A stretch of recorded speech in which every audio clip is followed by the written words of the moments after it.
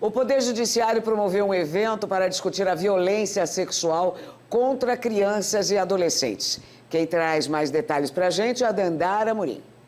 Você saberia conversar sobre violência sexual com uma criança ou adolescente? Nas ruas da capital, em meio a essa pergunta, nossa equipe de reportagem encontrou a Jaqueline, que foi abusada aos 11 anos de idade pelo tio.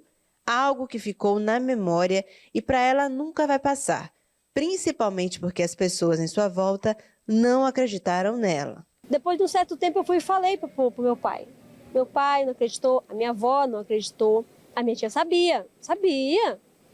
Porém, como estava buchuda e tudo, acolheram ela e eu era doente, eu sou epilética, desde pequenininha. Falaram que era doideira minha da cabeça e ficou isso por isso.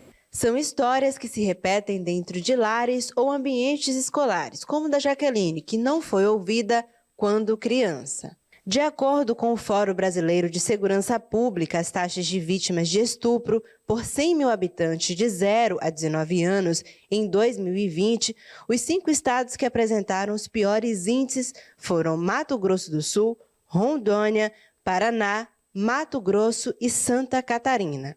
E para os assistentes sociais, psicólogos e profissionais da Rede de Garantia de Direitos saberem como prevenir a violência sexual nos meninos e meninas, o Poder Judiciário promove palestra Como Conversar com Crianças e Adolescentes sobre a prevenção ao abuso. Um tema que parece muito difícil, né, para muitas famílias, para muitos educadores e educadoras da escola, e é um tema importantíssimo para toda a sociedade. Todos nós, todas nós, precisamos ter um conhecimento básico dessa temática para que a gente possa prevenir, né, que essa violência chegue às crianças e adolescentes. Para a pesquisadora Maria Julieta Jacob, a prevenção para a violência sexual em crianças e adolescentes começa pela conversa sobre sexualidade, principalmente diferenciar o toque afetuoso do abusivo, já que mais de 79% dos agressores são conhecidos. A gente não vai proteger as crianças se a gente só falar da violência, né? Isso é, inclusive, uma coisa muito abstrata para essa fase de desenvolvimento. A gente precisa falar de sexualidade. Sexualidade é a nossa busca de bem-estar, né? A sexualidade infantil é totalmente diferente da sexualidade adulta. Então, quando a gente compreende minimamente que seja, isso é um conhecimento básico, a gente não precisa se tornar especialista, né, para proteger. Então, quando a gente fala da sexualidade, quando a gente entende essa sexualidade da criança como algo inato, todo mundo nasce, né? Não é algo que só aparece na puberdade ou que só adultos possuem. Quando o assunto chega no Poder Judiciário, o juiz de direito Flávio Henrique de Mello conta que é necessário a escuta sensível. Primeiramente, o público é diferenciado, né? Conversar com criança e adolescente exige toda uma abordagem técnica. Segundo, conversar com criança e adolescente envolvendo essa temática é mais difícil ainda. Então exige toda uma abordagem preparada, né, sensível, mas humanizada acima de tudo. Dona Maria acredita que é preciso uma atenção maior com os filhos. Se eu estivesse com meus filhos na escola e eu ficava falando para eles não ouvir gente estranha. E também coleguinha, esse negócio de coleguinha dentro da casa eu não aceitava de jeito nenhum. Né? Já a bióloga entende que é importante o diálogo. Basicamente, o que você tem que ensinar para uma criança desde o momento que ela se entende como um ser humano é o nome das partes do corpo dela. Assim, caso aconteça de outra pessoa que não os responsáveis tocarem ela pode contar especificamente para a pessoa responsável. E é o que a especialista indica. O que a gente ensina em termos de autoproteção, para que a criança possa dizer não, para que ela entenda que ela é dona do próprio corpo, é para que a gente reduza a vulnerabilidade.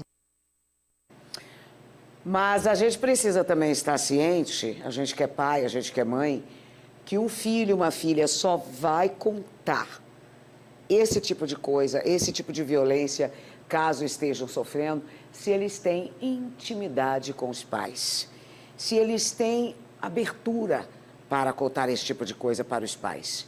Porque pai, mãe, que só sabe brigar, que só sabe xingar, que não tem diálogo com o filho, que não conversa, que não tem um momento de afeição, momentos de reuniões. Então, se não há tudo isso, existe um distanciamento.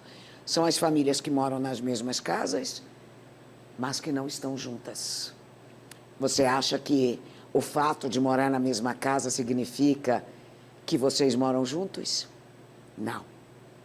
Significa apenas que vocês dividem o mesmo espaço físico. Uma casa não é um lar.